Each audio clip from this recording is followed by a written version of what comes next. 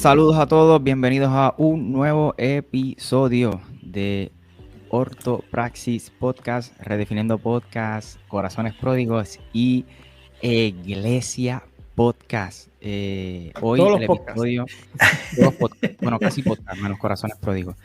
Estoy sumamente contento porque en el episodio de hoy nos acompaña un invitado y hoy vamos a estar hablando acerca de si este concepto, ¿verdad? Esta frasecita que hemos escuchado, estoy seguro que todos hemos escuchado, esto de que Jesús no es religión. Hoy vamos a redefinir ese concepto, hoy vamos a desmontar o desmantelar o descuartizar, o como usted quiera llamarlo, ese concepto. Vamos a ver qué dice la Biblia acerca de la religión, qué ha dicho la historia, y hoy para eso me acompaña el doctor Félix Muñoz, que para mí es un privilegiazo que esté con nosotros hoy. Así que antes de comenzar el episodio oficial, a mí me gustaría que Félix se tomara unos minutos para hablar de quién es él. Pues muchas gracias, Michael, a cada uno, a Ian, a Wilfredo y a Alberto por la invitación. Gracias por este tiempo en su espacio, ¿no? Espero que sea edificante y a la misma vez reconfortante para cada persona que nos vea, tanto ahora en vivo como nos puedan ver luego, ¿no? Retransmitidamente. Pues mira, mi nombre es Félix Muñoz, soy natal de San Juan, Puerto Rico, soy pastor misionero en México, en Nogales, Sonora, México, aproximadamente ya 14 años. Me dedico como plantador de iglesias. Ya por la gracia de Dios trabajamos en el ministerio Amelo, en el cual nosotros nos dedicamos a llevar comida, ropa, ayudas de primera necesidad a las tribus que han sido desplazadas por la sociedad, ¿no? Los tarahumaras, los guarijillos, los yaquis, son diferentes tribus que se encuentran en regiones bastante montañosas. Hay que viajar 22 horas, 26 horas para llegar a ellos. Sin contar, y eso es Sierra Baja, ¿no? La montaña baja. Está montaña media y montaña alta, que estamos hablando que sería hasta 12 horas a pie subir. Wow. Y para llegar a otras etnias. Y verdaderamente se ha hecho un trabajo pues magnífico, por la gracia de Dios. Se han levantado ya 3 iglesias allá arriba y 2 acá en la ciudad. Estamos trabajando también como director del Seminario Teológico Internacional Misionero, donde nosotros formamos misioneros y pastores y maestros para la obra. No solamente los preparamos teológicamente, sino también los llevamos al campo para que ellos puedan tener la experiencia de lo que es vivir el Evangelio verdaderamente. La experiencia viva de lo que es compartir el Evangelio. Trabajo junto a el pastor asociado, Abraham Parada, es la persona encargada de subir y llevar todas las cosas. Él es la persona encargada de supervisar las obras allá arriba, mientras lógico yo me quedo acá supervisando otros trabajos. Trabajamos en conjunto, mano a mano. Tenemos un grupo de pastores en los cuales, gracias a Dios, hemos trabajado muy bien. Y por la gracia de Dios aquí estamos ya para 14 años y esperamos que así siga, trabajando fuertemente aquí en México. Amén, brutal. Me encanta eso. Yo pienso que esos trabajos son bien menospreciados y mucha gente no los quiere hacer. A la gente le gusta, esto va a sonar un poquito, no sé cómo suene, pero la parte glamorosa del evangelio. Sí, te entiendo perfectamente. Pero a la gente no le gusta ensuciarse los zapatos. El trabajo que realmente hacía la iglesia primitiva, que hacían los apóstoles, que hacía Jesús, ese trabajo no lo quieren hacer. No, hermano, mira, y ¿sabes lo que pasa? Que lo más horrible del caso, ahí yo veo lo que dice la Biblia, la mies es mucha y los obreros son pocos. Yo soy como ustedes, ya los conocí, ustedes hablan claro, tiran la piedra en el agua hasta donde salpique, ¿verdad? El chorro. Yo soy igual, y yo lo digo. Hay muchos pastores muy cómodos, hay muchos ministros muy cómodos, muy acalorados, en un confort muy extremo. Y el Evangelio nos dice claramente que tenemos que negarnos, negar un confort, negar hasta preparaciones teológicas, negar éxitos personales que uno haya alcanzado. A la hora de la verdad, lo que verdaderamente importa es lo que Dios desea que se haga en el momento que Dios desea que se haga y como Dios desea que se haga según las Escrituras. Ahí está la clave. Amén. Yo creo que tienes toda la razón. Como estaba diciendo, como que yo pienso que a mucha gente le gusta la parte glamorosa, pero realmente lo bíblico, que es irónico, porque predicamos Biblia, pero no la conocemos. Ahí está. No conocemos el contexto, no conocemos lo que estaba pasando, cómo esa gente vivía. Entonces lo llevamos a nuestro contexto, no tan solo en nuestro tiempo, de verdad, en el caso de nosotros, en el siglo XXI, sino a nuestro privilegio, al lado, ¿verdad?, del mundo en el que vivimos, que es tan diferente al Oriente. Y yo pienso que esos trabajos que usted está haciendo con su equipo de trabajo nos da cátedra a todos nosotros. Y nos confronta. Amén, gracias a Dios. No, y si te soy sincero, Alberto, uno aprende diariamente. Uno aprende diariamente, porque a veces uno cree que se lo sabe todo y cuando estás en el campo te das cuenta que no sabes nada. Las problemáticas que te topas, como le estaba explicando hace un rato a los hermanos, hace un tiempo atrás, el mes pasado hubo fuego cruzado entre dos cárteles, allá arriba. Hay mucha violencia.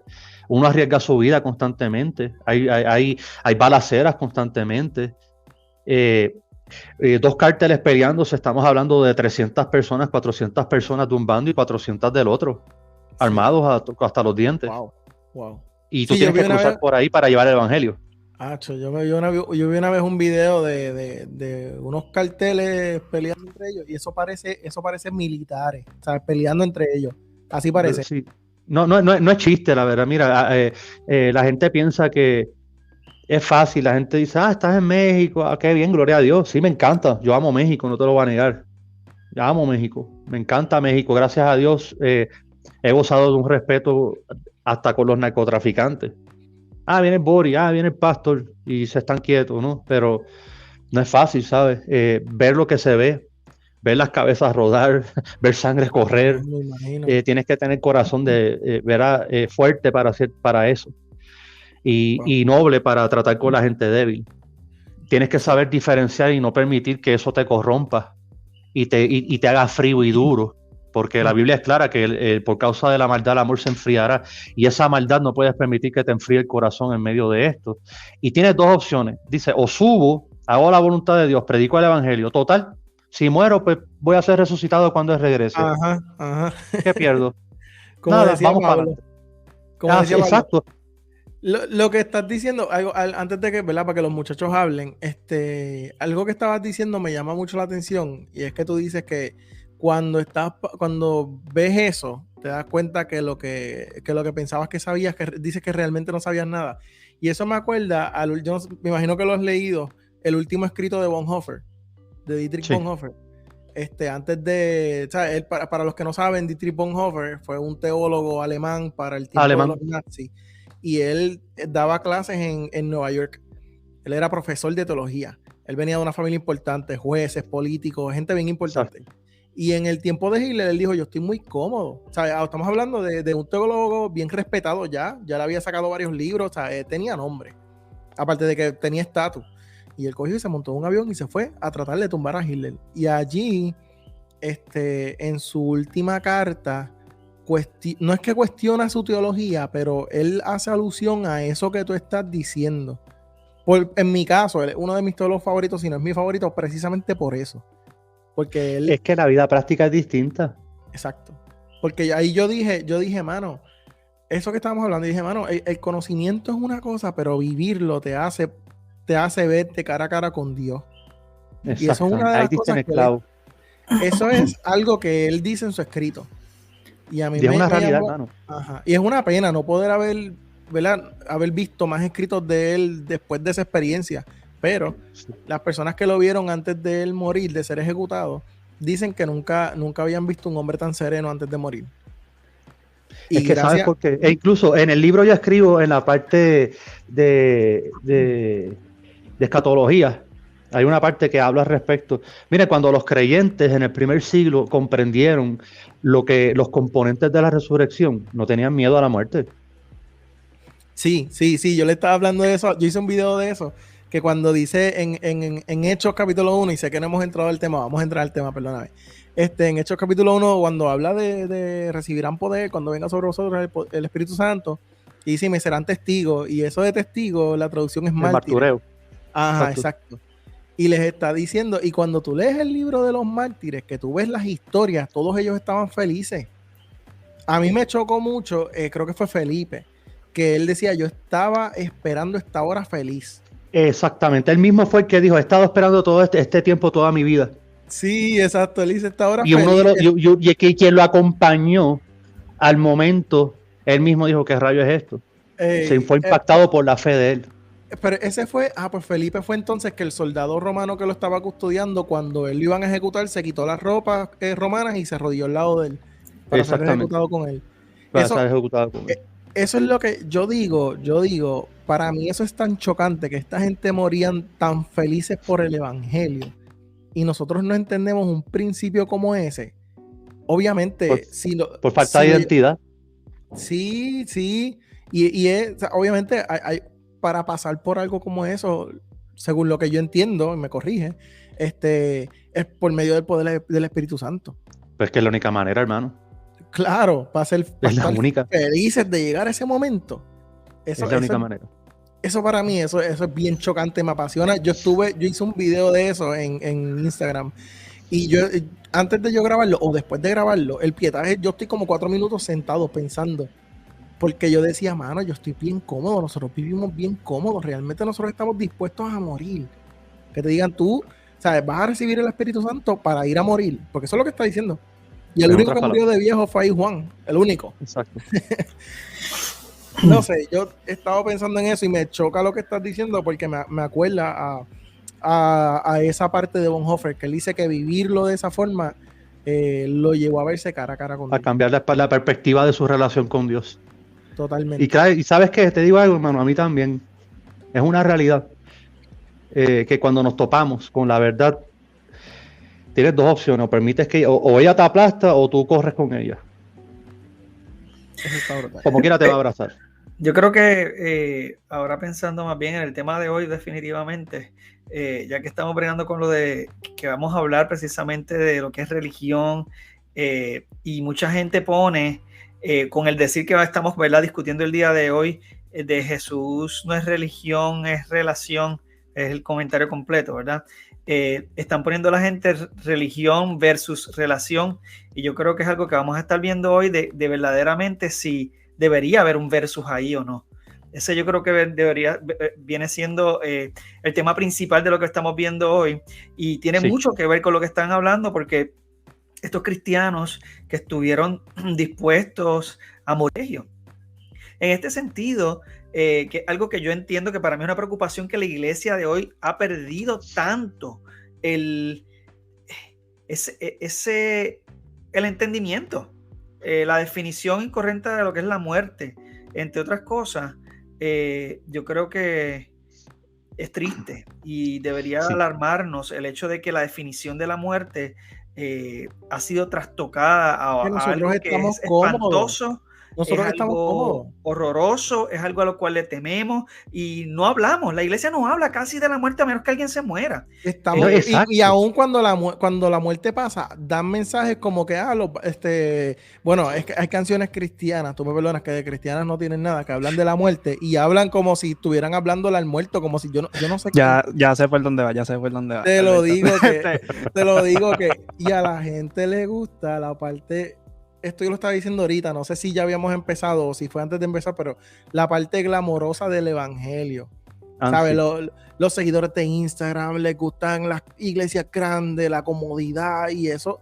¿Sabes? Como que nosotros. Pero eso son cosas que tú puedes tenerlas no estando en la iglesia. Tú puedes tener follow. Si eso es lo que te interesa, no te interesa el evangelio. Exacto. Creo yo. ¿Verdad? Porque si lo que te interesa el evangelio es, como estaba diciendo el pastor, es renunciarse a uno mismo. No es buscar seguidores o buscar fama, ni cosas por el estilo. Pero yo entiendo por la línea que iba Wilfredo, del versus de lo que es relación o religión. Para mí, eso es como una dicotomía falsa que no debe existir, porque como hablamos la semana pasada, nosotros hacemos unas prácticas que tenemos, que esa es la religión que nosotros expresamos o que practicamos. Pero es para ejercer la relación que nosotros queremos tener con nuestro Señor. Exactamente. Y antes de continuar A mí me gustaría que Félix, como mencionó algo del libro, de su libro, de hecho esa parte de escatología fue precisamente la primera parte que leí del libro que él escribió, Teología Bíblica Sistemática y Expositiva. A mí me gustaría, Félix, quizás en 30 segundos o un minuto, tú compartieras con aquellos que quizás nos están escuchando o nos están viendo a través de las multiplataformas que no saben lo que es la teología sistemática o la teología bíblica. En términos generales, algo breve que tú pudieras decir para que ellos entiendan por qué necesitan comprar ese libro y leerlo. Bueno, necesitan comprar ese libro primero porque lo escribí yo. Y yo se lo estoy recomendando. No, broma. Bueno, verdaderamente lo que yo hago en el libro de Teología Bíblica Sistemática y Expositiva es sustraer en el propio contexto histórico, gramático, cultural, todo lo que organizadamente en un sistema lógico podemos estudiar acerca de las evidencias que Dios ha plasmado. ¿Y por qué es positiva?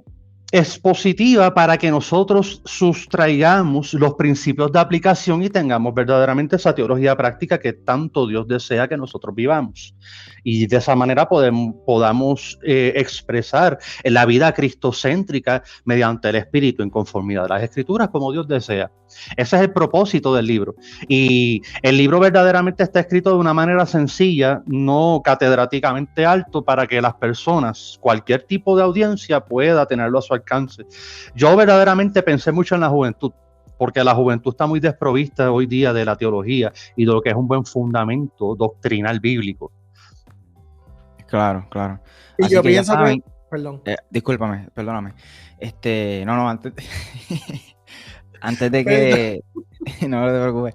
Antes de que compartas lo que vayas a decir, eso que está diciendo Félix, su libro, está el enlace en la descripción de la transmisión en vivo, los que nos están viendo en vivo a través de Facebook, Facebook de Alberto, la página de Michael Cerezo y en YouTube.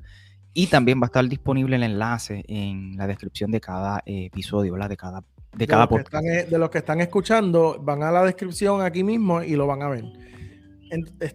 Y lo que yo estaba diciendo es que yo pienso que eso que estás diciendo tiene que ver mucho con el estilo de predicar de muchos predicadores, valga la redundancia, ¿verdad? Y es que la forma en la que predican es precisamente, no es expositiva, no enseña, no educa. No enseña. Entonces, lamentablemente. Entonces tenemos muchos creyentes y pocos cristianos. Eso suena como un tweet. Pues sí, eso no. Tenemos sí, porque hay muchas personas. Bueno, yo me atrevería a decir que hay mucho crédulo. Te voy a explicar por qué. Porque Cristo le dijo a Tomás, sé creyente. Ahí está. Hay mucho crédulo. Hay mucha persona que se lo cree todo. Si yo digo que yo fui a la isla de Pasmos y que vi la puerta del Apocalipsis abierta y que Dios me arrebató por 3 días el corazón de Dios, vienen 40 personas y se lo creen. Tienes que poner una música de fondo que sea como media tenebrosa. Algo así, de la Rosa de Guadalupe. Una máquina de humo al lado y alguien con un abanico que te tire aire. Y entonces, para que me suene el pelo. Algo así. Y ahí entonces, bien místico. Exacto. Y la gente se lo cree porque a la gente le encanta el misticismo, pero a la gente no le fascina lo que viene siendo la vida práctica, porque la vida práctica obligatoriamente conlleva que las llagas que hay en nuestro interior sean rasgadas por completo para que exista una verdadera limpieza. Dios, con la doctrina bíblica real, en contextual, por el Espíritu de Dios, nos trabaja su palabra en nuestro corazón, y eso duele. Eso nos duele bastante. Y hay gente que no le gusta ese tipo de dolor. Hay personas que prefieren el confort, como tú dijiste ahorita, Alberto. Les encanta el lado glamuroso del evangelio, porque verdaderamente yo no le veo que le puedan llamar evangelio realmente a eso. Eso es anatema, como dijo Pablo en Gálatas. Tienes toda la razón. Tienes toda la razón. Sí, es totalmente eso es separado para juicio. Eso es asco puro. Lo personal. Unas predicaciones que te llevan a un automejoramiento fuera de Cristo es basura. Son Si la antropocéntricas. predicación, exacto, si la predicación que se expone tras el púlpito no te lleva a ti a conocer a Dios en la persona de Cristo y a vivir según las virtudes que Él ha comunicado, está siendo alimentado con junk food, basura. Literal. Así de sencillo. Literal. O sea, si es centrado en ser un mejor tú, tú sabes, Basura. eso no. Y Cumplir algo que tus estaba sueños, diciendo, etcétera.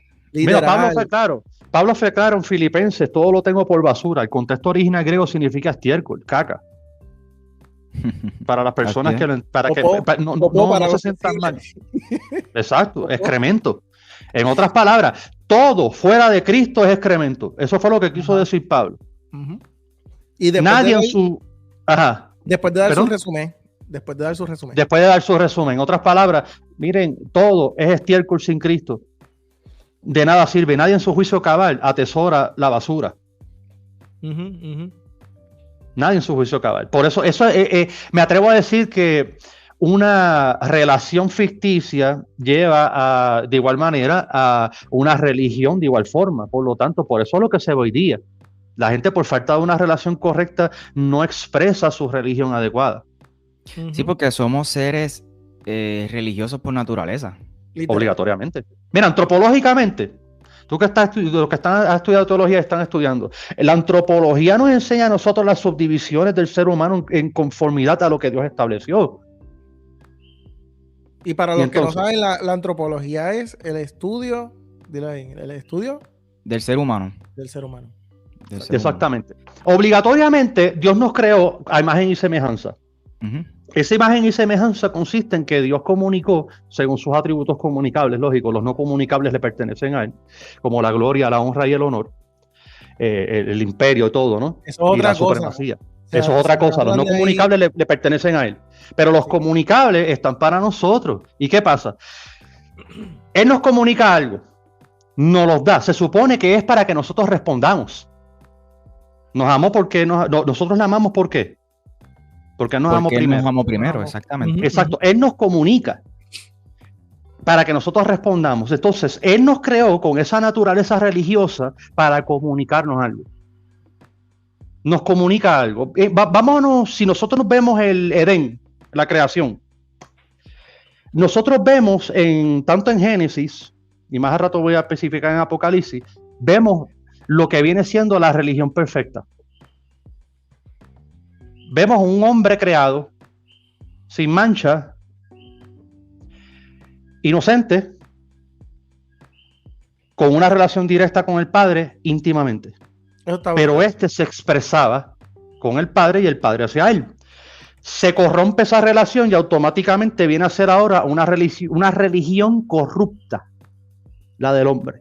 Ahora, el otro lugar que nosotros vemos la religión perfecta es en Apocalipsis, en su regreso.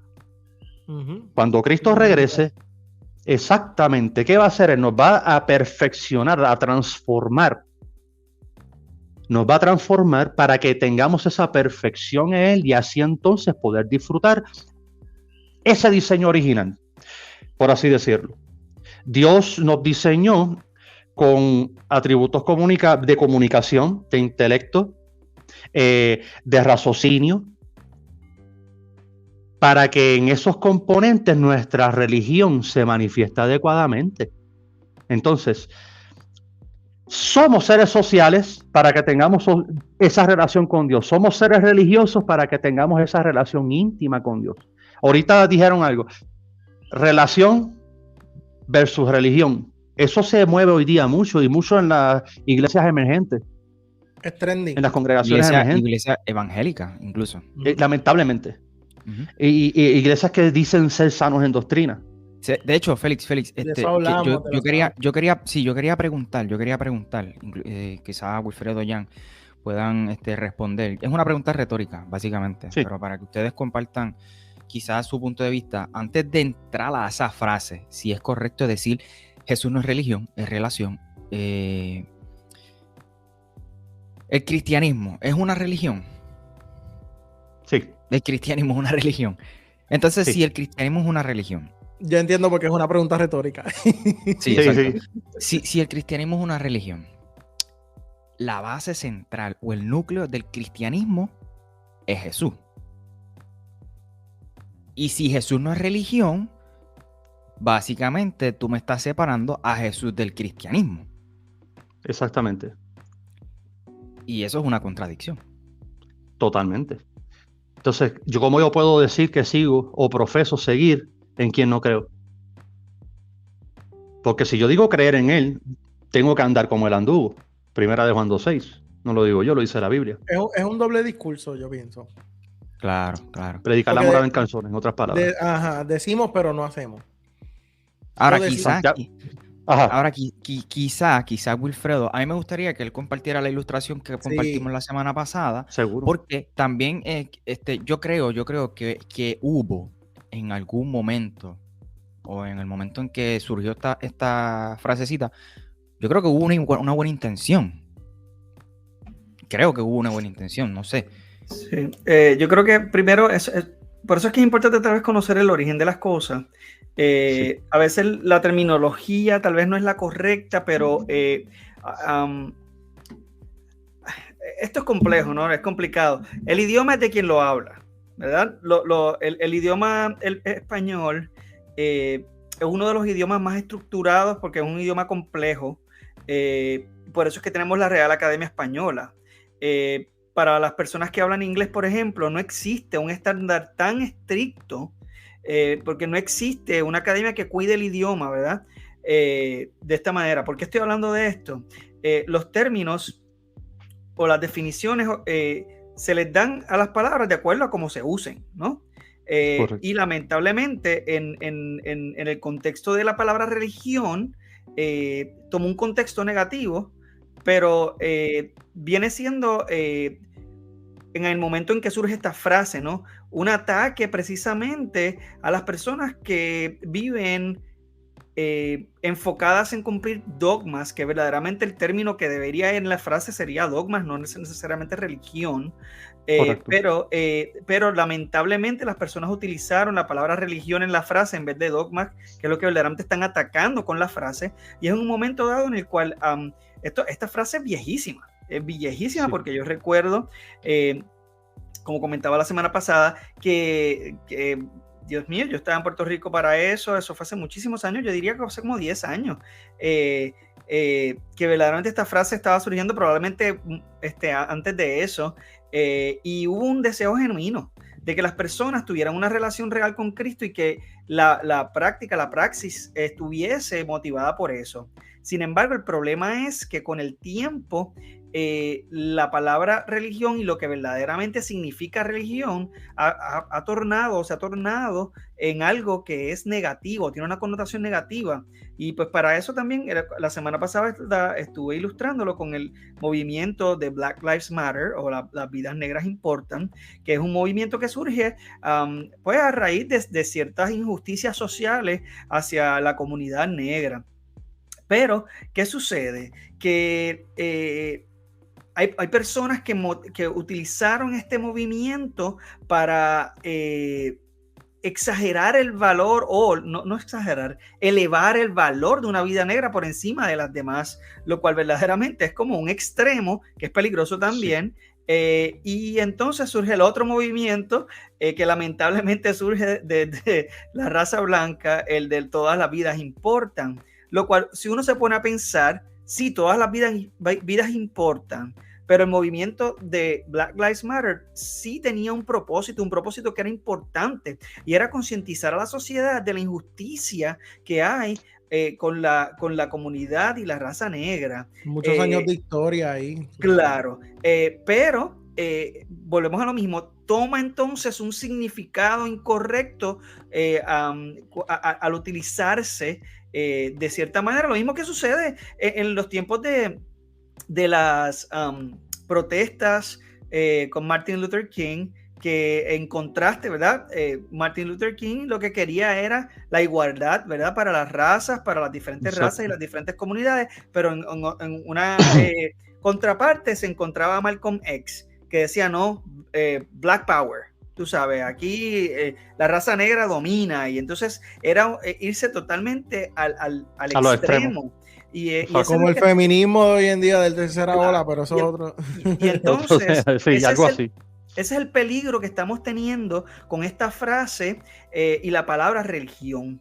Y la connotación que está tomando por cómo culturalmente y lamentablemente, pues precisamente, pues, dentro de diferentes grupos se crean diferentes culturas, y en el cristianismo se crean diferentes culturas, ¿no? Y entonces, lamentablemente, se adoptan unas culturas populares en la comunidad cristiana, no importa la denominación. Lamentablemente esto trasciende las denominaciones y comienza a tomar una connotación que no es, o sea, la palabra religión, una connotación que no es el significado original de lo que significa religión. Por eso es que yo creo que es importante que entonces definamos entonces qué es religión. Amén. No, muy buen punto lo que dijo Wilfredo. Mira, yo entiendo claramente que cuando una persona malforma la motivación inicial es porque lamentablemente tiene una motivación incorrecta, egoísta. Cuando nosotros tenemos una motivación adecuada, pero eso se va malformando por el camino, pierde la esencia. Es lo que ha pasado con esto. Tú dijiste algo claro. Comenzó con una buena iniciativa, con una buena inclinación, pero lamentablemente, ¿qué pasó con el paso del tiempo? Se fue a los extremos. Pero ¿quién lo llevó a los extremos? Es la pregunta. Ahí está el punto. ¿Quién llevó esto a los extremos? Si te pones a observar los movimientos carismáticos de prosperidad, del movimiento apostólico profético moderno, todas esas herejías modernas que se han levantado. Un buen tema para trabajar en otro episodio. Exacto.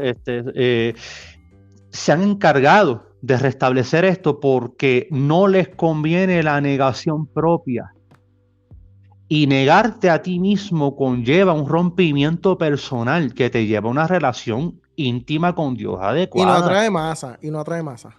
Ahí está el punto clave. No atrae masas. No las atrae. Mira, tú quieres atraer masas, endulza el oído. Dale lo que la gente quiere escuchar. Tú quieres tener una iglesia saludable, pero con un grupo considerable de personas. En otras palabras, 2 o 3, predica el evangelio bíblico como Dios desea, negación propia. Y vas a ver la diferencia.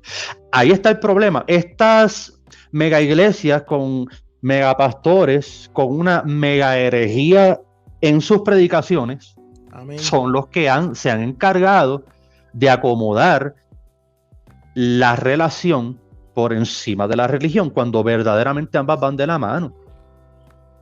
Van de la mano. Mira, Santiago es muy enfático. El capítulo 1, versos 26 y 27, el mismo el apóstol dice: si alguno se cree religioso, punto número 1. Si alguno se cree religioso, mira, la palabra original habla en el contexto ceremonial. Si tú crees que ceremonialmente actúas adecuadamente, en otras palabras, esto habla de aspecto externo, no de aspecto interno. Aquí hay un punto importante. Religioso, Santiago está dando a entender la expresión de lo que tú crees verdaderamente. Cuando él dice, si alguno se cree religioso entre vosotros, si alguno verdaderamente se cree que expresa lo que cree, vamos a ver si es verdad. Él dice, refrena su lengua del mal. Ay. Punto número 1. Refrene su lengua del mal. Vale. Mira, aquí Santiago nos da varios principios básicos de lo que es una religión adecuada. Una religión correcta. Aquí primero te dice, religioso, refrena tu lengua de estar hablando lo que no debes. Ahí está. Sino que se engaña su corazón. La religión del tal, si no refrena su lengua, ¿qué es? Vana. Vana. Pero mira qué interesante, religioso y religión. Religioso como aspecto externo, expresión. Religión como aspecto interno, relación. Entonces, mi relación con Dios va a manifestar mi religión, mi ligación con Él. Histórico-culturalmente, ok, mira, el término trestokos o treskos es la palabra correcta en el griego, que habla ceremonialmente. Aquí, cuando dice religión, el treskei habla de culto. Mire qué interesante, culto. Otra persona que mencionó la palabra culto fue el apóstol Pablo en Romanos 12:1. Dice, ¿qué dice claramente ahí? Culto racional. ¿Cuál es el culto racional? Culto racional significa que si Dios entregó todo por mí, yo tengo que actuar de igual forma.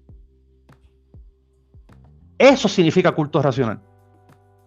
Y eso significa religión. Exacto. Mi intimidad con Dios se va a manifestar en esa relación que yo tengo íntima con Cristo, mi coinonía con Él, en mis acciones. Ahí se manifiesta la verdadera religión. Por eso el Santiago especifica claramente, dice número 1, refrena su lengua de estar hablando lo que no debe. Lo que no debe. Por lo tanto, ¿cómo yo puedo refrenar mi lengua para hablar lo que no debo? Sencillo, hablando la palabra. Ahí está. No hablando la mía, hablando la de Él. Permitiendo que el texto exprese lo que Él desea expresar, no yo hablando sobre el texto. Y yo aplicando lo que el texto desea que yo aplique. Sus principios. Amén. Sus principios. Refrena tu lengua. Después dice, mire qué interesante. La religión pura y sin mancha. Delante de Dios el Padre es esta. ¿Visitar qué? A los necesitados, a los huérfanos y a las viudas. En sus tribulaciones y guardarse sin mancha del mundo. Aquí hay un punto muy importante. 3 características nos da de una verdadera religión. Número 1, refrena su lengua. Número 2, se ocupa de los necesitados. Se ocupa de los necesitados. Y número 3, se guarda tal como Jesús se guardó. Ahora, aquí cabe un punto importante. Jesús se guardó del mal por quien es Él, por su propio carácter justo y santo y perfecto. Es imposible que Él pudiese pecar. Su propia naturaleza no se lo permitía. Y ahí le pusiste una mancha al cordero si le pones un pecado. Exactamente. Y Él es perfecto. Totalmente. Y Félix, pero en ese segundo, perdóname Félix, en ese segundo punto, sí. Ocuparse. No ocuparse. Dice orar. No preocuparse, solamente. Ocuparse. No dice orar solamente, dice ocuparse. No que orar. Mira, yo te voy a poner un caso. En la segunda congregación que yo estaba levantando aquí, que nos mudamos en otro lugar, hace muchos años atrás, pasó un suceso. Y lo digo públicamente, la persona ya se fue para California, gracias a Dios vive allá. La hermana estaba en la iglesia. Yo estoy dando mi sermón dominical tranquilamente. El esposo entra a la iglesia, la jala por el pelo y se la lleva dándole golpes. Los hermanos dijeron, hermanos, hay que orar. Y yo en ese momento detuve, oren ustedes, es el momento de actuar. Discúlpeme, hay momento para orar y hay momento para actuar. Si usted quiere orar, ore por mí, en lo que yo salgo y actúo. Yo tuve que actuar y quitarle de encima al hombre. Totalmente. Yo tuve que quitárselo. Yo tuve que actuar en ese momento. Ahora, ¿qué yo hice? Yo me ocupé. Yo no me preocupé ni oré. Yo me ocupé. Hubieron pastores que me dijeron, tú estuviste mal por lo que hiciste. Y yo, no hay problema. Yo estuve mal. ¿Y si hubiese sido tu hija? ¿Hubiese estado mal? Pastor, el lunes nosotros estábamos hablando de esto. No de esto específicamente, pero estábamos hablando de... Michael estaba hablando también de Pedro, de cuando Pedro estaba... que cuando Pedro le dio la palabra al paralítico, le dijo, no tengo... De lo que tengo te doy. Ajá. Que sí, le dijo...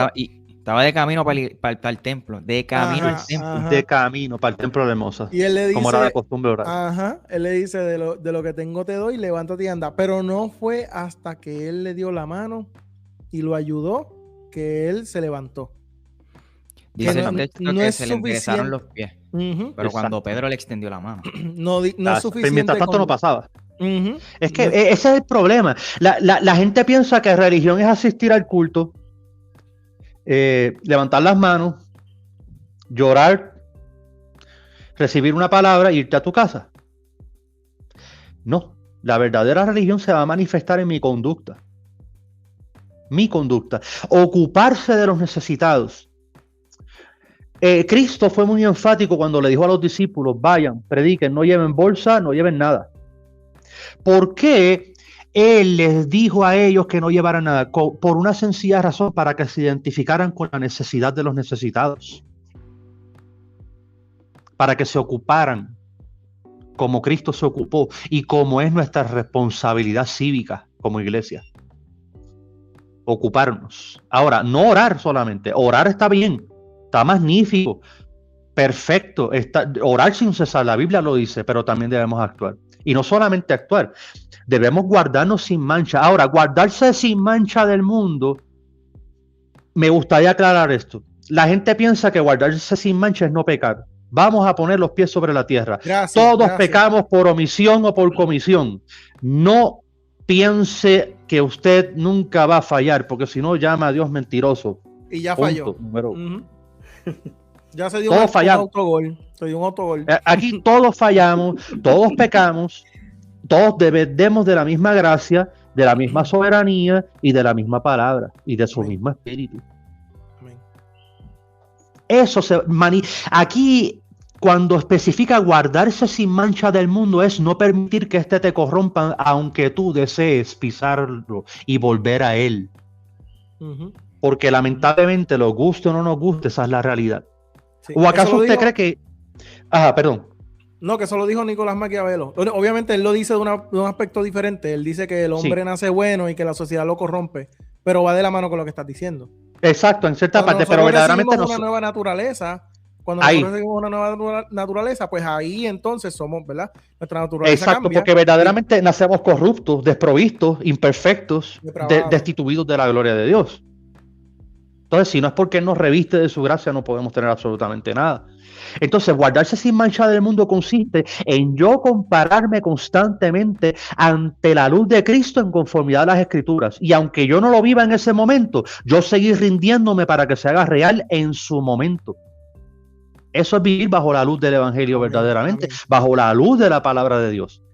Hay personas que dicen, no, pero tú estás solapando el pecado, apapachándolo, abrazándolo, estás trayendo excusas. No estamos trayendo excusas, estamos hablando de una realidad.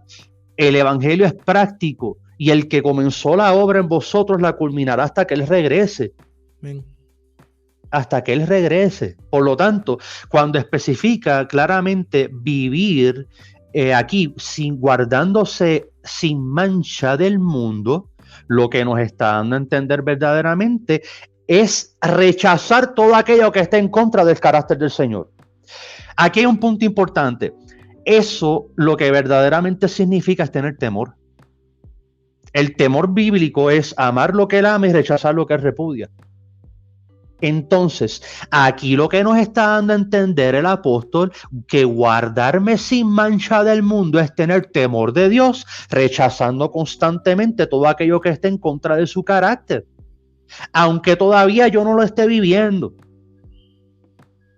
Porque la santidad es un camino, no es un destino. Ahí diste en el punto clave. Y la santidad es Cristo. Nadie vive a Cristo de la noche a la mañana. Eso es un soberano disparate. Yo creo que también ahí también hay algo importante que tal vez recalcar, es el hecho de, hay muchas personas hay muchos temas que no se están tocando en la iglesia porque tal vez, digamos, es la pata que yo cojeo. Así que pues yo no puedo, como dicen por ahí, ¿verdad?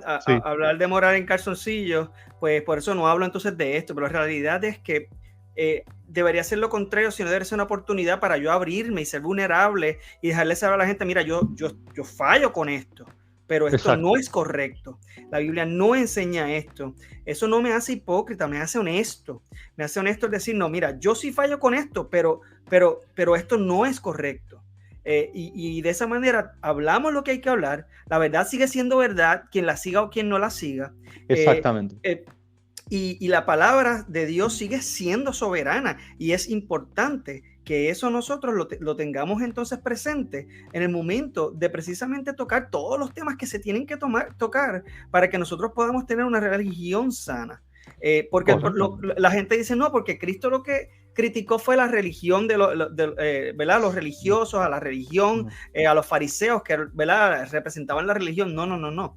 Lo que estaba criticando Cristo de ellos realmente no era ni siquiera su religión y su práctica religiosa, era lo que ellos le añadían a lo que verdaderamente. Él decía escúchenlo. Pero no los imiten. Pero no imiten, exacto. Entonces, eso incluso ustedes añaden el comino y el eneldo a las leyes. Y entonces, igual, ellos agarraron eso de la Mishnah, ¿no? De la Mishnah, de las leyes orales, de sacerdotales, y empezaron a agregarle y a hacerle adherido. Mira, si Cristo hubiese criticado los sistemas religiosos de ellos, hubiese empezado con los herodianos, la verdad. con los herodianos y después con los celotes, te lo apuesto. Sí, Que era la tesis y la antítesis, por así decirlo. Se pasaban en puro pleito legal. Dicen que Juan el Bautista era de ellos. Dicen. Se dice. Se dice. Hay muchas personas que así lo dicen. Si yo tuviese esa información, con mucho gusto te la clarifico, pero no la tengo. Pero sí se dice. Eso sí lo he escuchado. Lo he escuchado al respecto. Y es interesante ver esto. Perdón, hermano. Hay un filósofo bien interesante que dice que la religión es el opio del pueblo. Y ese es Karl Marx. Karl Marx. No lo voy a dejar pasar. No puedo dejarlo pasar porque entonces todos los que afirman, todos los que dicen que Jesús no es religión, básicamente están de acuerdo con el lema de Karl Marx. Claro, con el marxismo. La religión es el opio del pueblo. Ahora, ¿quién es Karl Marx? ¿Conoce su filosofía? Mira, Karl Marx verdaderamente, históricamente hablando, fue una persona que vivió mantenido, maltratando a sus mujeres y maltratando su espacio social. Entonces, ¿qué yo tengo que aprender de esa persona? Yo puedo aprender de su filosofía las cosas malas para no hacerlas. Eso sí lo puedo aprender. Ahí está. Pues ese es el punto. Yo le pregunto a las personas, a quien practica el marxismo, que me diga una sola cosa buena que ha logrado. Una sola cosa. Que me la escriba en un papel. A ver, no me la van a escribir. Todavía no he visto ninguna persona que siga el marxismo, que viva adecuadamente y socialmente adaptable. Que sea socialmente adaptable, que se adapte a la sociedad y él permita que la sociedad se haga parte de él. Yo quisiera compartir una conversación. Gracias a Dios que no es una conversación mía, pues si no me hubiese dado un ataque. Pero me gustaría que ustedes la escucharan y quizás la analizáramos. Y es esta amiga que le responde a este otro amigo. Ella comienza preguntándole a él y le dice, ¿eres cristiano? Y él le responde, sí, soy cristiano católico. Y ella dice, ya. Y el amigo le responde, ¿y tú? La amiga dice, bueno, yo era católica, pero ahora estoy convertida a Cristo. Y el hombre le dice, ¿y es que cuando eras católica no estabas convertida a Cristo? Ella responde, sí, pero no es lo mismo. Cuando uno es católico, como que se le olvidan muchas cosas. Entonces el amigo le responde, cuando uno es católico y no profundiza en su fe, puede que se le olviden muchas cosas, pero cuando uno profundiza y tiene una relación verdadera con Cristo, eso no pasa. Entonces la amiga le responde, bueno, eso es verdad, pero también es verdad que como católicos no profundizamos en la relación con Cristo. Claro, no todos, pero sí la mayoría. Y él le responde, en todas las iglesias hay creyentes nominales, si se les puede llamar creyentes. Ella responde, bueno, yo no hablo de religión porque si así fuera yo no tendría ninguna. Mi amor hacia el Todopoderoso supera cualquier barrera de religiones. Y él le responde, le pregunta, ¿y qué es para ti la religión? Ella le dice, bueno, la religión es cuando dices que tienes una y vas a la iglesia, rezas, cantas y cuando sales de ese lugar sigue siendo el mismo. Entonces él le dice, ¿quién te dijo que eso es religión? ¿Tú has buscado realmente el significado de la palabra religión en el diccionario, que lo tocamos la semana pasada? Sí. Según el diccionario de la Real Academia Española. Y ella le dice, no, yo no lo he buscado en el diccionario, pero lo digo por mi experiencia personal. Entonces le dice, pero es que esto no es cosa de experiencia, es cosa de saber realmente lo que significa la palabra. Te pregunto, ¿qué dice la Biblia acerca de la religión? ¿La Biblia dice que la religión es mala? ¿O dice que la religión es buena? Entonces ella le dice, bueno, no soy muy conocedora de la Biblia, apenas estoy comenzando a leerla. Bueno, no sé cuál sea la definición de los demás, la mía es personal. Así lo siento, así lo creo. Wow. Eso de así lo siento. Eso de así lo siento. Yo tengo un problema bien serio con eso. Perdóname, pastor, habla tú. ¿Qué? Sí, bastante. Ahorita dijiste una pregunta según la conversación. ¿La religión es buena o es mala? Mira, sabes que hay ambas. Hay religión buena y religión mala. Porque si mi relación no está adecuada con el Señor, mi religión va a ser igual. Por lo tanto, tengo mala relación, mala religión. Buena relación, buena religión. La religión es la expresión de mi relación con Dios, por lo tanto van de la mano. Yes. Yo no puedo separar una de la otra. Mira, el término, si nos vamos al trasfondo histórico, después del 1400, ya cuando tú lees la Vulgata más adelante, te das cuenta que el término religio en el latín le dieron una connotación aún más clara, por así decirlo, en esos tiempos. Y significaba ligar dos cosas, hacer dos cosas una sola. Miren qué interesante. En esos tiempos la religión era vista al igual que el primer siglo. Ligarme adecuadamente a mi creador, a quien yo adoro, y ser uno con él. Y eso es lo que hoy día se ha perdido de perspectiva adecuada. La real perspectiva de la palabra religión se ha perdido. Es mi ligamiento, yo soy uno, encementado por completo e inseparable. El que se une al Señor, un espíritu es con él, dice el apóstol Pablo en 1 Corintios 6:13, si no me equivoco, o 6:15, aunque eso habla del contexto sexual, ¿no? Sabemos claramente que si lo traemos al contexto real de lo que viene siendo nuestra parte inmaterial en el ser humano. Sí, que ahí Pablo era que estaba trabajando un asunto de una inmoralidad sexual dentro de inmoralidad, ¿no? Exacto, sexual. Ajá. Pero verdaderamente, si nosotros sacamos el principio cuando dice el que se une al Espíritu del Señor, uno es con él, el que se une al Señor es uno con él, es una realidad. ¿Quién nos unió a Dios? Ahí viene el punto importante. Jesucristo. Ahí está, ok, Jesucristo. ¿Jesucristo practicó religión? Sí. Totalmente. Yo he escuchado a personas que se atreven a decir, pero es que Jesús no era religioso. Ay, Dios mío. No, Jesús iba a la sinagoga.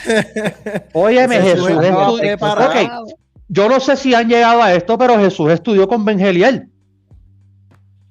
Ah, ¿no sabían eso? Pues estudió con él. Jesús estudió en una escuela teológica de su época, no muy reconocida. No, eso está documentado históricamente. Lo que pasa es que habían dos escuelas, estaba la de Ben Shammai y la de Ben Geliel. Por eso los fariseos se burlaban de la escuela teológica de él, porque era la menos reconocida. Pero estaban hablando con la deidad encarnada, con la ley misma encarnada, hecha carne, con el autor de la ley. Él mismo estudió y se capacitó. O sea, él practicó. Tú estás diciendo que Dios mismo estudió. Tómala. Es la realidad. Ahí, entonces, si yo no me capacito en la palabra para que tener una relación adecuada con el Padre, según Cristo, para que yo expresar verdaderamente eso, yo soy mejor que Cristo. Entonces, mi cristianismo es falso.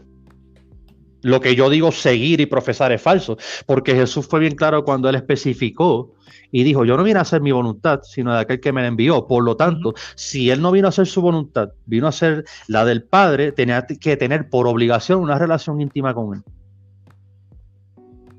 Eso es religión. La expresión, la manifestación, incluso Jesucristo mismo dice en Mateo 5, si no me equivoco, o 6, dice, practiquen las buenas obras para que la gente vean la luz de Dios y así lo glorifiquen. Mejor dicho, que tu religión sea verdadera. Lo mismo que dijo Santiago, la verdadera religión sin mácula, sin mancha, es cerrarle el hocico cuando tienes que cerrarlo, cerrar la boca cuando tienes que cerrar y no hablar lo que no debes. Y eso conlleva dependencia del Espíritu, en conformidad a la palabra. Religión, relación con Dios. Miren, cuando el apóstol Pablo dice culto racional, hay algo muy importante que es culto lógico en Romanos 12:1, ¿no? Que tiene que ver con la misma palabra treskeia, ¿no? Que hablé ahorita para religión. Algo parecido, no es la misma palabra en el término griego, pero la misma connotación, culto. Lo que Pablo está dando a entender de que la verdadera manifestación de ese culto racional se va a manifestar de dos maneras, amando a Dios y al prójimo. Es interesante eso. Es interesante eso porque después él dice da unas instrucciones en el versículo que le sigue, que ahí es que él dice, no se conformen en este siglo, sino se han transformado por medio de la renovación de nuestro entendimiento para que comprueben la voluntad de Dios, buena, agradable y perfecta. Bueno, la buena voluntad de Dios, agradable y perfecta. Pero eso que tú dices, lo que quería añadirle era que eso, él está explicando después cómo conocer la voluntad de Dios. Así que esas son instrucciones de cómo precisamente conocer la voluntad de Dios. Entonces, disculpa, eso era lo que quería añadir. No, está magnífico lo que trajiste, porque mira, la voluntad de Dios se manifiesta siempre en Cristo. Cristo es la cabeza. Mira, Cristo es la manifestación de la voluntad divina. Vamos a empezar por ahí. Cristo es la manifestación perfecta de la voluntad divina, el molde, el camino, nuestro norte. Y si perdemos de perspectiva de que Cristo vivió una vida religiosa, sana, ahí viene el punto. No insalubre, una vida sana, porque él tenía una relación correcta. Mira, la relación que Cristo tenía con el Padre es la misma que él tuvo consigo mismo, porque sabemos que creemos en una Trinidad, un solo Dios manifestado en tres personas. Él tuvo comunión consigo mismo antes de todo lo creado. Vamos a empezar por ahí. Juan 1:1. Dios siempre ha tenido comunión consigo mismo, porque es autoexistente, soberano, es perfecto. Llámale lo que tú quieras llamarle. Dios no necesita de ningún ser humano para tener relación consigo mismo y tener comunión consigo mismo, una comunión perfecta. ¿Quién lo necesita verdaderamente? El hombre. Nosotros. Somos nosotros los que lo necesitamos. Cristo vino como hombre, no solamente para darnos el ejemplo a vivir, sino para darnos su vida a vivir. Por lo tanto, si Él me da a mí su vida para yo vivirla, significa que si Él tuvo un sistema religioso sano en su vida, es porque yo también debo tenerlo. Y el sistema religioso sano consiste en yo tener una relación adecuada con el Padre mediante Él por su palabra y que se exprese la vida de Él con las personas. Y que conste, ¿sabes? Porque cuando usamos, es que no sé si sabes, pero aquí hay un movimiento de cuando usamos la palabra de relacionarnos con Dios como Padre por medio de Jesús. Hay un movimiento que dice que Jesús es el hermano mayor y que, ¿sabes? Que queremos aclarar que Jesús es Dios, punto. Exacto. Mira, cuando la Biblia dice que Él es el primogénito, eso es bueno aclararlo. La palabra primogénito en el contexto original lo que nos está dando a entender es la persona encargada de administrar todo. Es la persona con la autoridad de llevar a cabo todo lo que se estableció, las leyes que se establecieron en la casa. El hermano mayor verbo, por eso es que entonces Juan 1:1 en la versión Reina Valera, que no es dice el verbo, aunque sabemos que es logos, que es palabra. El logos, sí. Ajá. El logos verdaderamente es el ente divino que maneja todo. Eso es la palabra logos. Es el ente divino. En el contexto original de la época del primer siglo se creía que el logos era la mente divina que manejaba toda la eternidad y manejaba toda la creación por completo. Por lo tanto, entonces, Cristo es el logos.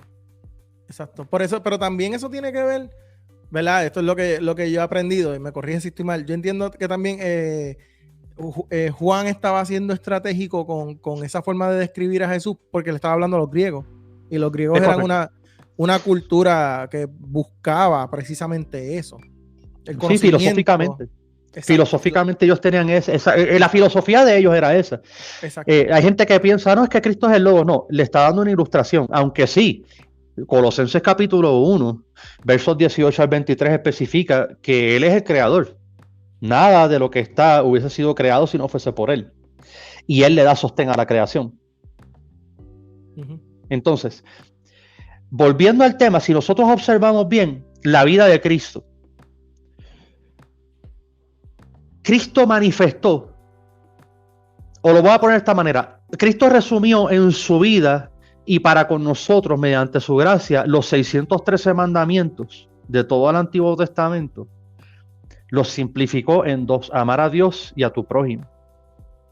Mira, hermano, los 613 mandamientos en la antigüedad, si tú violabas uno, se corrompían los demás. Y entonces, por lo tanto, siempre eras culpable. ¿Verdad que sí? Mediante Cristo, nosotros tenemos su espíritu, tenemos la plenitud de Él, para que mediante la identidad que nosotros recibimos en Él, podamos vivir en conformidad a su gracia. Por eso es que Él es el cumplimiento, ¿no? Él es el amén y Él es el sí, el todo. Toda promesa divina se cumple en Él. Incluso si Dios cumplió la promesa máxima, que era entregarlo a Él, ¿cómo no cumplirá las demás?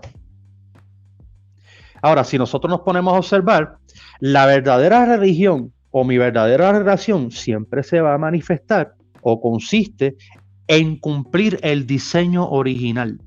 Aquí voy a aclarar esto. ¿Para qué fuimos?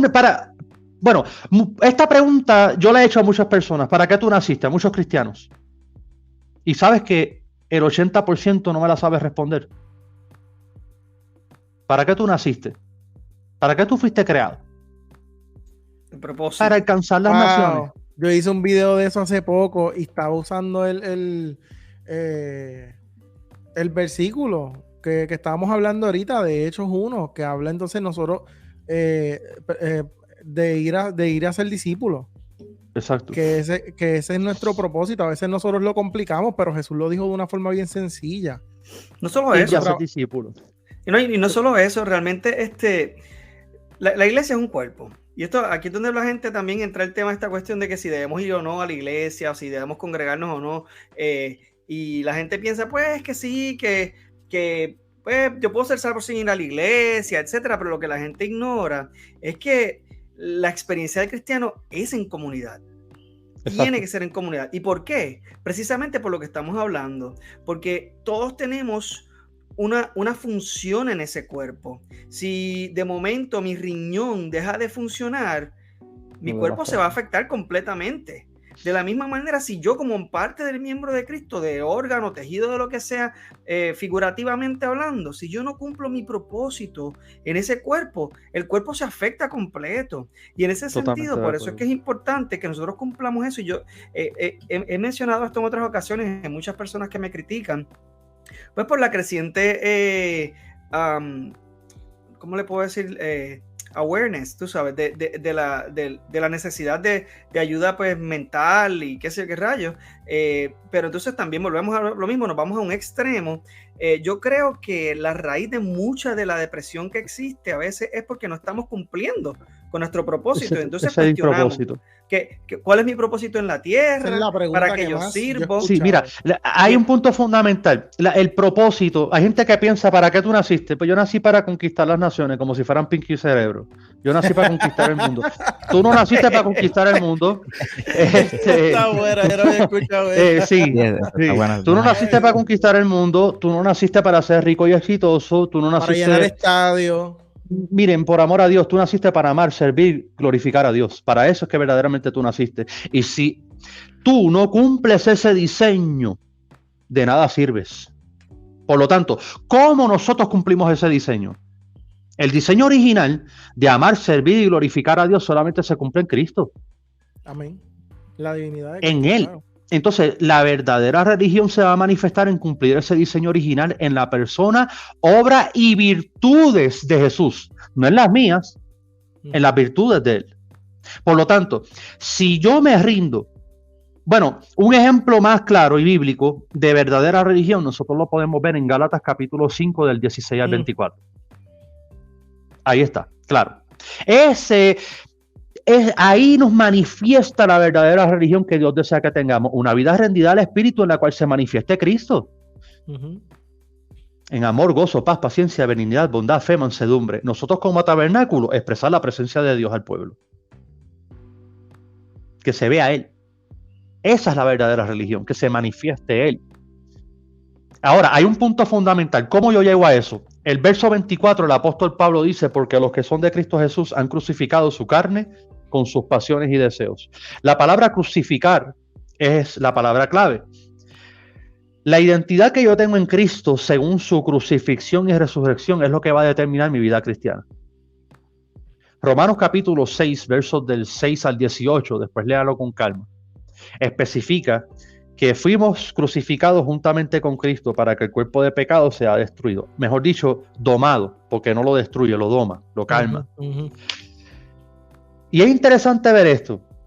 Crucificado juntamente con Él. Significa que yo morí cuando Él murió. Ahora, resucitado juntamente con Él. Significa que cuando Él resucitó, yo también. ¿Pero para qué? Para no vivir para mí, sino para Él. Como dice 2 Corintios 5:15, por todos murió, para que los que viven ya no vivan para sí, sino para aquel que murió y resucitó por ellos.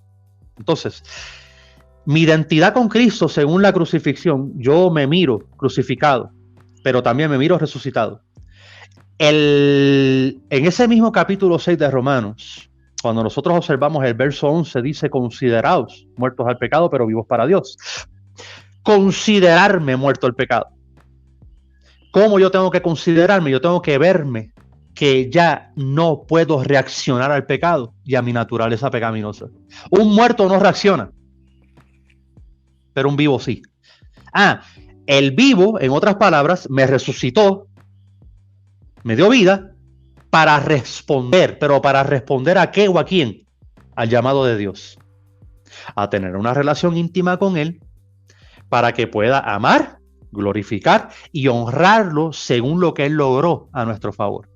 Ahora, si nosotros vemos el verso 18 de Romanos capítulo 6, dice claramente: siendo libertados del pecado, ahora viniste a ser siervos de la justicia. Entonces, mi verdadera religión se va a manifestar en mi servicio a Dios y en mi servicio a los demás. Como dice Santiago, como dice Pablo, como dice Jesús y como enseña toda la Biblia. Estábamos hablando en uno de los episodios que Michael lo estaba diciendo, que tu espiritualidad te acerca a la gente. Jesús anduvo en la gente, ¿sabes? Para la gente. O te aleja también. Bueno, sí. Porque tú puedes vivir espiritualmente bien y el que está mal no acercarse a ti. Eso también hay que verlo. Yo creo que también se define, más bien te acerca más al cuerpo, a quien verdaderamente está en el cuerpo, o debería, exacto, ¿verdad? Acercarte por lo menos a las partes sanas del cuerpo de Cristo. Sí. Pero definitivamente te va a alejar a aquellos que precisamente no son parte del cuerpo. Y esto es lo que verdaderamente define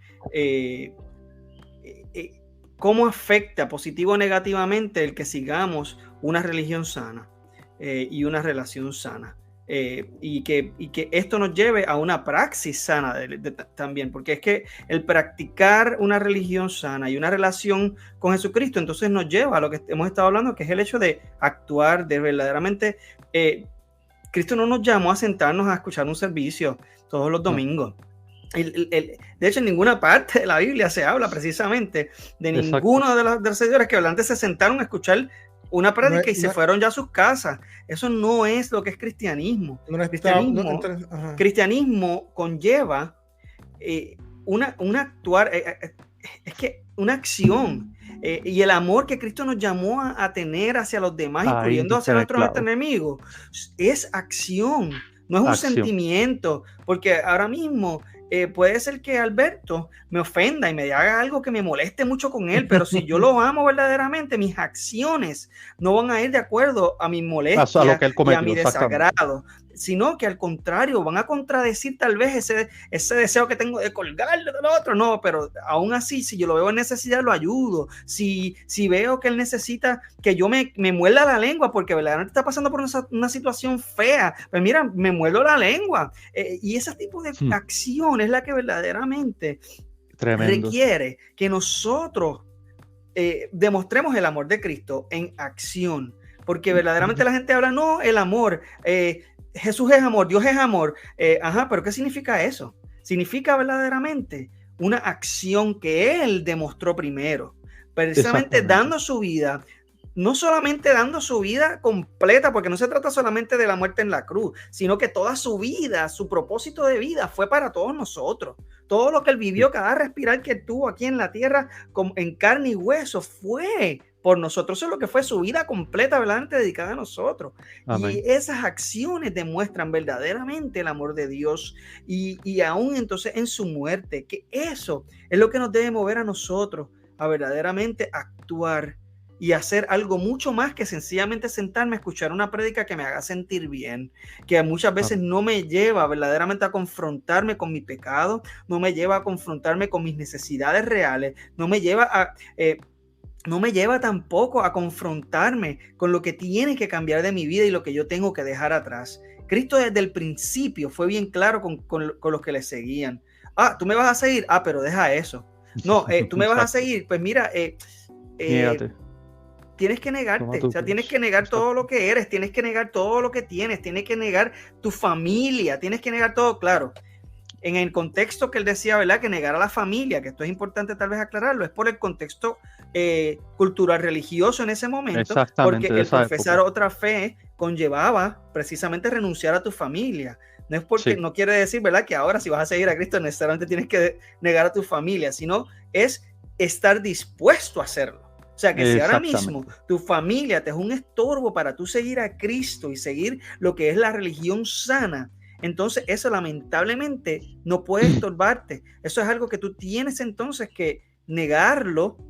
Sí, tienes la responsabilidad de rechazarlo. Es duro, es bien duro, es bien fuerte. Suena verdaderamente algo sumamente fuerte, pero está en la Biblia. Y si creemos en el Dios de la Biblia, y si creemos que la Biblia es la palabra de Dios, si creemos que verdaderamente ese es nuestro norte, tenemos que recibir las palabras bonitas de los salmos, como también la confrontación que viene con los profetas, entre otras cosas de la Biblia. Amén. Eso es lo que verdaderamente debemos estar diste un punto clave, mira, el amor. La gente cree, mira, vamos a ser sinceros, por amor fue que salió la frase, Cristo Jesús no es religión, es relación, por amor. Miren, hermano, Pablo fue claro en 1 Corintios 13 cuando dijo que el amor no se goza de la injusticia. La palabra injusticia significa una vida incorrecta. Verdaderamente, todo aquello que esté en desacorde con el carácter de Dios es injusto. Por lo tanto, si yo digo tener amor, yo no puedo gozarme de todo aquello que esté en contra del carácter santo y puro del Señor Jesús.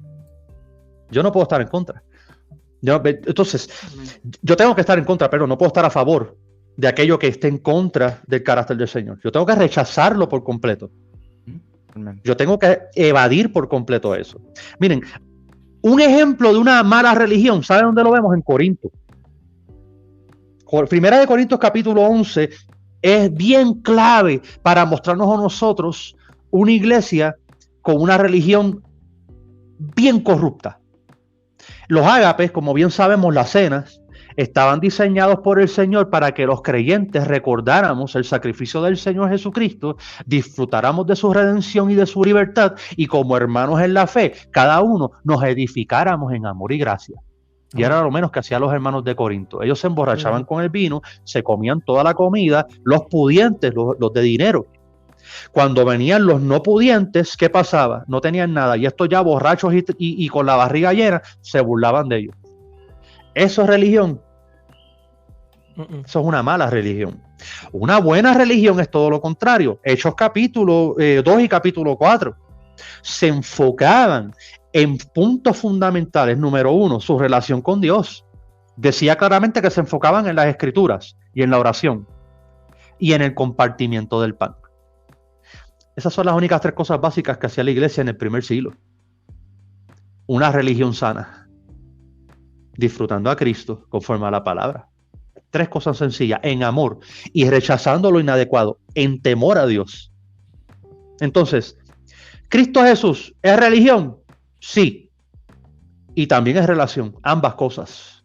No podemos separar una de otra, porque una cosa manifiesta a la otra. Va de la mano. Mi relación va a manifestarse con mi relación también con los demás. Así de sencillo. Brutal. Yo creo que hemos sido bastante certeros, ¿no? Categóricos, puntuales. Claro, sí. Espero. Sí, hubo mucha claridad. Yo siento que hubo mucha claridad, que fuimos como que ahí Jan, directo. ¿quisieras aportar algo? Yo estaba aquí aprendiendo, en verdad. En el background.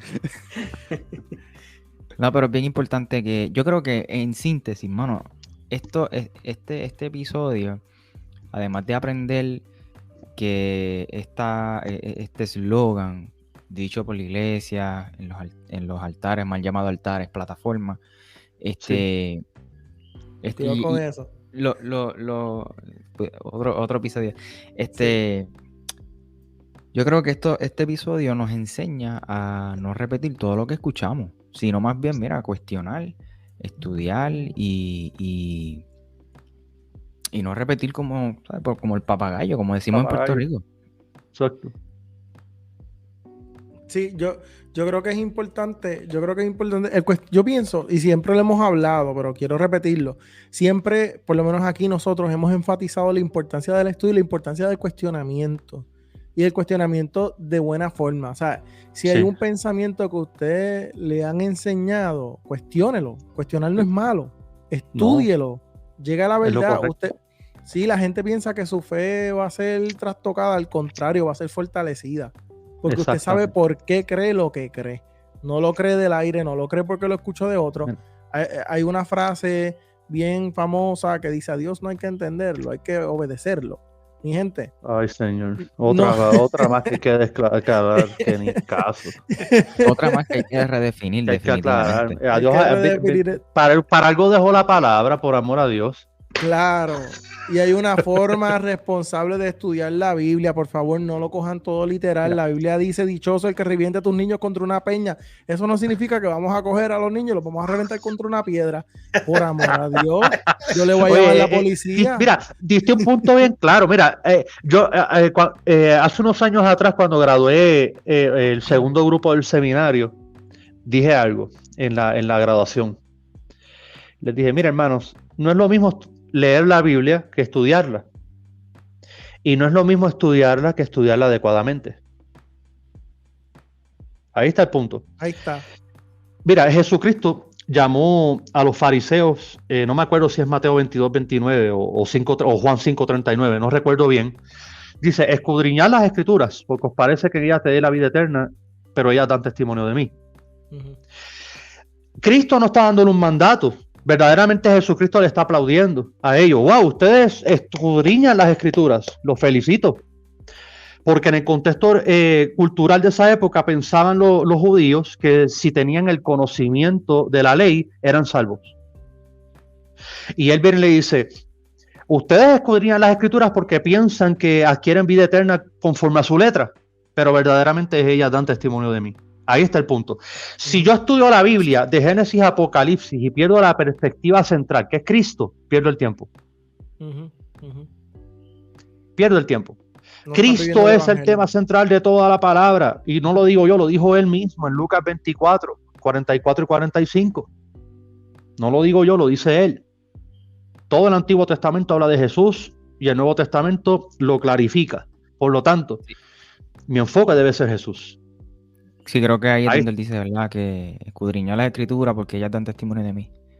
¿Verdad? Ahí exactamente. Ellas son las que dan testimonio de mí. Y el evangelio es el trabajo, el evangelio es el trabajo del Espíritu Santo y de Jesús en la vida del hombre. Es correcto. Mira, Hechos de los Apóstoles. Verdaderamente Hechos de los Apóstoles es una continuidad del ministerio de Cristo en los apóstoles. Y se supone que igual con nosotros. Pero lamentablemente tenemos una mala religión en muchos casos. Un buen título para ese libro hubiera sido los Hechos del Espíritu Santo en los apóstoles. Es que es la realidad, son los hechos del Espíritu en la iglesia. Es el establecimiento de la iglesia viviendo a Cristo. Eso es religión. Hoy en día eso no se ve, hermano. Hoy en día vivimos, como dice la palabra, sucumbidos por sistemas religiosos, entre comillas, pero religiosos corruptos, porque lo que te enseñan falsas enseñanzas. ¿Perdón? No, que el libro de Hechos, muertes, encarcelamiento, este tipo de cosas a causa del evangelio, y el Espíritu Santo es lo que le dio las fuerzas a ellos, que era lo que estábamos hablando al principio, para poder llevar hasta la muerte. ¿Sabes? Esteban mismo que está ahí. ¿Sabes? Pablo y Silas, que los arrastran literalmente. Exacto. Bueno, lo apedrearon en Listra. Practicaron picheo con él. Hay historiadores que dicen que Pablo estaba deforme, llegó a estar deforme. Pero es que Pablo parecía una raíz de jengibre. Estaba así todo tirado. La gente no entiende eso. Óyeme, mira, eso es lo que la gente no comprende. Los apóstoles, y vuelvo y repito, no sé si, como dijiste tú, no sé si lo dijimos antes de comenzar o cuando habíamos comenzado, cuando los apóstoles entendieron la resurrección, no tuvieron miedo a la muerte, porque ellos tienen una relación correcta, su religión manifestaba su relación. Históricamente, después de Juan, cuando nosotros vemos los creyentes que han sido martirizados, todos ellos siempre tuvieron algo en común, su enfoque, que Juan sobrevivió de milagro. Eso no fue que él lo trataron no, él sobrevivió de milagro. O sea, bueno, verdaderamente sí, de milagro, pero ya Dios lo había estipulado. Cuando tú te lees Juan capítulo 21 al final, que Pedro le dice: ¿y este qué? Jesucristo le dice, eso no te corresponde a ti, bocón, metiche, camina. Vamos. Eso me corresponde a mí. Camine. Aquí mando yo, no tú. A él yo lo voy a preservar para algo que tengo al final. Algo que yo estaba leyendo, pastor, y usted me corrige si estoy mal, pero lo que estaba leyendo era que el Imperio Romano, creo que era, ellos se estaban dando cuenta que mientras más los mataban, más se multiplicaban. Y como los martirizaban, iban cogiendo fama. Así que empezaron a decidir a no matarlos. Y ahí cae Juan. Obviamente Jesús lo había hablado ya desde antes. Sí. Y con todo y eso, lo que a Juan le pasó no fue que lo metieron dentro de una piscina, ahógate, no fue eso a él, ¿sabes? Fue un acto milagroso. Ahí sí fue un acto milagroso, verdaderamente. Dios lo guardó, lo preservó totalmente, porque Dios estaba cumpliendo lo mismo que él dijo. Eso me corresponde a mí, no a ti ni a nadie. Yo lo voy a guardar. No, sí, y ellos tenía algo con él. Y ellos eran bien fuertes, porque a Santiago lo tiraron desde el mismo lugar donde rebotó como una bola de ping-pong y quedó vivo. Sí, quedó vivo, exacto. Donde mismo Satanás tentó a Jesús, de ahí fue que tiraron a Santiago. Y bastante alto era, ¿sabes? Exacto. Eran metros de distancia, mucho. Sí. Se dice que eran más de 12 metros de altura. Sí. Es bastante. Él sobrevivió y cuando se dieron cuenta le dieron con, no me acuerdo qué. Agarrotazo en la cabeza. Agarrotazo, exacto. Agarrotazo en la cabeza. Mira qué interesante. ¿Cómo manifestamos nosotros nuestra verdadera religión? Ahí está el punto. Congregándome en un lugar donde me hacen sentir bonito, o practicando el evangelio cristocéntrico como Dios demanda que yo lo practique. Ahí es que debemos nosotros cuestionarnos si verdaderamente soy un religioso más. Porque vamos a ser sinceros, ahorita tocaste un punto de Karl Marx, del marxismo. La religión es el opio de la sociedad. Pero él no se dio cuenta, él tenía un fundamento religioso con su sistema. Él estableció un fundamento religioso. Él lo estableció. Su propio Dios fue un sistema. Él creó su propio sistema y su propio Dios. Él creó su propia religión. Aunque lo veamos políticamente hablando, porque lo que se maneja en el marxismo es político, verdaderamente en el sistema social en el que vivimos es una realidad, es una religión. Todos somos seres religiosos y todos buscamos hacer algo para adquirir algo o agradar a alguien supremo a nosotros. Yo estaba diciendo en este caso. Perdón. Dime. No, que yo estaba diciendo que algo que me molesta mucho es que cuando, en el caso, ¿verdad? de la gente, cuando Bad Bunny sale y dice que él es la nueva religión, ahí nadie le molesta usar la palabra religión, lo tuitean, lo repiten, lo dicen, los mismos cristianos. Y yo decía, mano, ¿cuál es la hipocresía? Eso es alarmante, ¿sabes? ¿Cuál es la hipocresía? Ahí sí dice que es la nueva religión. Y lo dicen con orgullo, hasta los mismos cristianos, volvemos. Pero entonces cuando hablamos de Jesús, no es religión, es relación. Entonces, ¿cuál es la hipocresía? ¿Cuál es el problema? Bastante hipócrita eso, porque verdaderamente volvemos a lo mismo. La religión buena, sin mácula, es vivir a Cristo. Y no lo digo yo, lo dice la Biblia. Lo está diciendo Santiago, capítulo 1, verso 26, verso 27, y toda la Biblia. Lo que pasa es que la gente quiere buscar literalmente la palabra religión. Sí.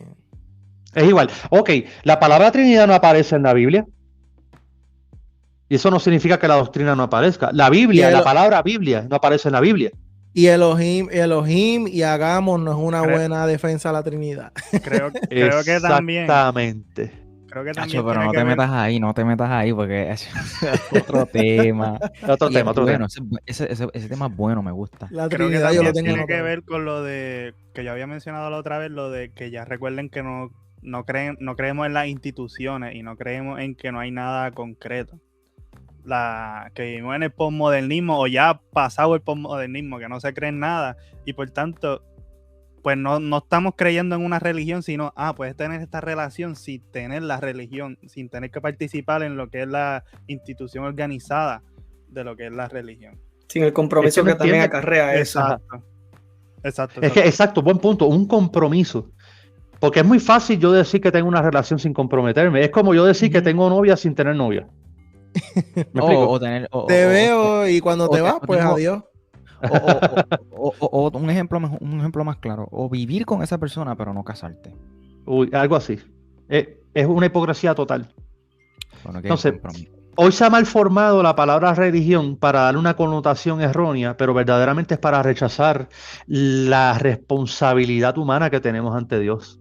Ahora caímos. Porque aquí todos tenemos una responsabilidad ante Dios. Y es muy fácil yo tratar de evadir como Adán en el Edén. La mujer que tú me diste es tu culpa. No, la religión no hace falta. Relación. No, es lo mismo. No me hace falta congregarme. No me hace falta yo tener vínculo con otros hermanos. No, yo no necesito ir a la iglesia porque yo soy la iglesia. Totalmente de acuerdo, tú eres la iglesia. Pero como cuerpo debemos estar todos juntos para retroalimentarnos, como dijo Wilfredo, en la praxis. Lo dijo claramente como Dios manda.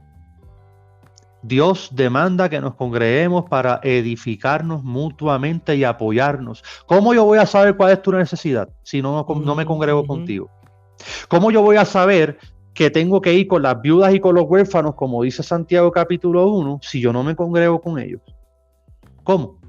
Lo que estamos hablando de Pedro, de extender la mano. ¿Sabes? Nosotros sanamos cuando le extendemos la mano a la gente, sí, a nuestros nuestros compañeros, nuestros hermanos. Los allegados, exactamente, a nuestros allegados. Y es nuestra responsabilidad.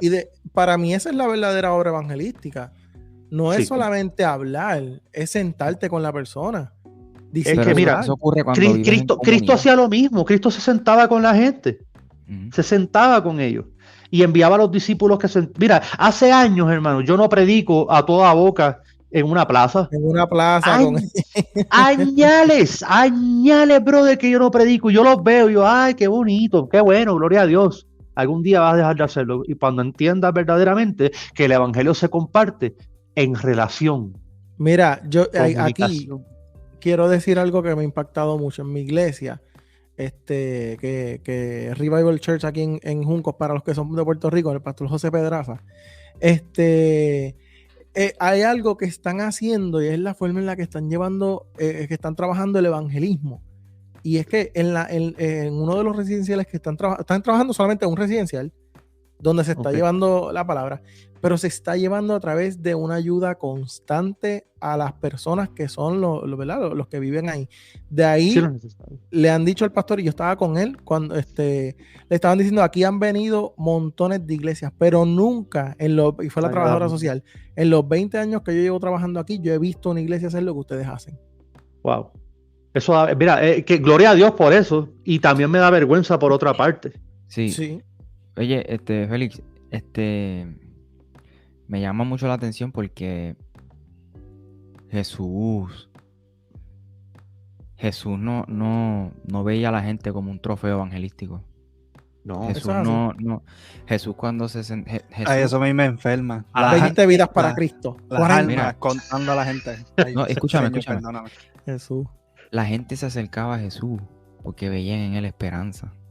Ándale. Él tenía una conversación genuina con la gente. Jesús. Ahí está. O sea, sí, Jesús compartía la palabra, qué sé yo, y está bien. Sí. Pero el texto no dice que esa gente se convertía o que esa gente creía. Algunos sí, algunos no. O sea, en otras palabras, mano, lo que Jesús quería era tener una conversación genuina, una amistad genuina. Es como, mira, yo te escucho, yo estoy aquí para escucharte. Saqueo. No estoy aquí para utilizarte como un trofeo evangelístico y decir, gané a fulano para Cristo, que era ateo, qué sé yo. No, es una relación genuina, es tu ser amigo de esa persona. Y yo pienso que eso es un poco egocéntrico también. Gané, hice. Eso quien lo hace es Dios, no lo hace uno. Quien convence de pecado, justicia, juicio del Espíritu Santo, no lo hacemos nosotros. Mira un ejemplo, Saqueo. Cuando Jesús iba entrando a Jericó, se topa con un ciego, ¿verdad? Y este ciego, pues Dios lo sana, después de una dinámica que observamos en Juan capítulo, no me acuerdo bien si es el capítulo 8 en adelante, o el capítulo 10, no recuerdo bien. Después lo googlea, porque no recuerdo. Cuando va a entrar a Jericó, y levanta a ese ciego, le dice, levántate y anda. Un oprimido lo coloca en un lugar digno, ¿no? Lo levanta. Pero va de salida y se topa con Saqueo, ¿no? Encima de un árbol, que eso era indigno en esa época, no era digno. Lucas 19, del 1 al 10. Muchas gracias, hermano. Y se topa con él y dice, Zaqueo, desciende. Él coloca a un oprimido y a un opresor en el mismo lugar. Pero mira qué interesante. Al oprimido no le dice, necesito hablar contigo. Pero sí al opresor, que es Zaqueo, que era el recaudador de impuestos. Irónicamente, su nombre significa puro, inocente. Para acabar. Pero mira qué interesante es esto. Le dice, es necesario que yo pose en tu casa para tener esa relación comunicativa. Posó en su casa, dialogaron y hablaron, y Zaqueo se arrepintió. Entonces, ¿qué estamos haciendo con nuestra religión? Si verdaderamente yo digo tener una relación correcta con Cristo, yo voy a comunicar eso a los demás en mi vida. Entonces, si yo no lo comunico, mi supuesta religión o relación es vana y es falsa. Nosotros como cuerpo en Cristo estamos obligados moralmente a comunicarlo a Él, porque no nos mandamos nosotros, manda Él. Somos siervos, Él es el amo, no mandamos nosotros, por lo tanto estamos obligados. Estamos obligados, esa es la verdadera religión. Santiago empieza diciendo esclavo en el primer versículo, me gusta mucho. Él empieza diciendo esclavo de Jesucristo. Se me olvidó la palabra griega, creo que era doulos. Mira yo. La palabra griega doulos significa esclavo. Y es interesante ver, sea por decisión o no te queda de otra, papá.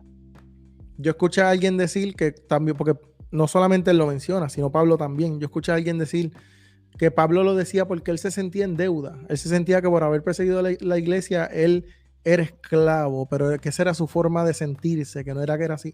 Y tú sabes. Pablo tenía una relación muy clara y directa con el Señor. Y él tenía bien claro lo que quería en Cristo. Ese sí yo puedo decir que era un siervazo del Señor. Mira, después de Pablo fue un hombre, sí, de perseguidor. Bueno, es que vamos a ser sinceros. Aquí no todos fuimos cristianos toda la vida. Total. Nosotros también perseguimos gente. Maltratamos y hicimos daño y vinimos a Cristo. Lo que pasa es que él hizo más, pero Dios en su gracia pues ya lo tenía predestinado para algo y lo tenía separado para algo. La verdadera religión, mira, la religión que Pablo manifestaba, mira qué interesante.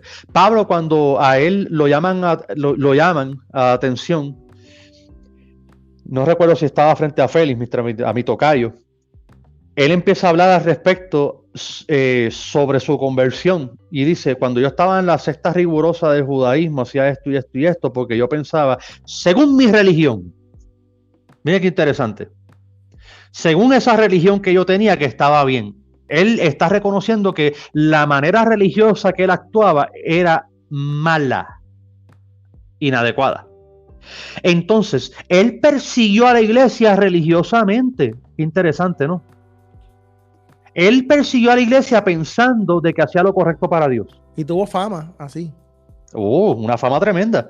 Es que la verdad es que Pablo persiguió a la iglesia pensando que estaba agradando a Dios. Los fariseos, saduceos y herodianos persiguieron a Cristo pensando que agradaban a Dios. Eso se llama religión. La religión de ellos se estaba manifestando en base a su relación. Su relación estaba mal y su religión también. Su expresión. Pero Pablo luego le dice, vine a Cristo, se me apareció, me convenció que Él es Dios y entonces la cosa cambió. Su nueva relación, bueno, mejor dicho, su verdadera relación, porque antes no tenía, lo llevó a él a expresar. Entonces, volvemos a lo mismo, todo se encierra en que mi relación con Dios va a manifestar mi verdadera religión, vida práctica. La religión es vida práctica. Si yo digo que Cristo Jesús es relación y no religión, lo que estoy dando a entender es, creo en Cristo, pero no practico lo que Él me dice que debo practicar. Ahí está, ya. No le quiero añadir más nada a eso. Y ya está. En esa nota, vamos a... En esa frase. Exacto, con esa frase, con esa bomba, con esa explosión, ese rema. Vamos un trap ahí. Hey, ¿viste? Ahí. quiero darle las gracias Ajá. Sí, agradecer a Félix, mano, por sacarle su tiempo y estarle esta hora y 35 minutos con nosotros. Por invitarme. Para mí es un honor compartir con gente de mi tierra. Aquí estoy rodeado de mexicanos. Sí. Es importante que si usted le interesa continuar estudiando o leer algún librito de teología bíblica sistemática, adquiera su copia hoy de Teología Bíblica y Sistemática y Expositiva. Aplicando cada texto en su contexto. Así que el enlace del libro físico o del libro digital, si es que te gusta leerlo digital, está en la descripción de este video para las personas que nos están viendo en la transmisión en vivo en las multiplataformas. Aquellos que nos escuchan en la versión podcast también estará en la descripción del episodio.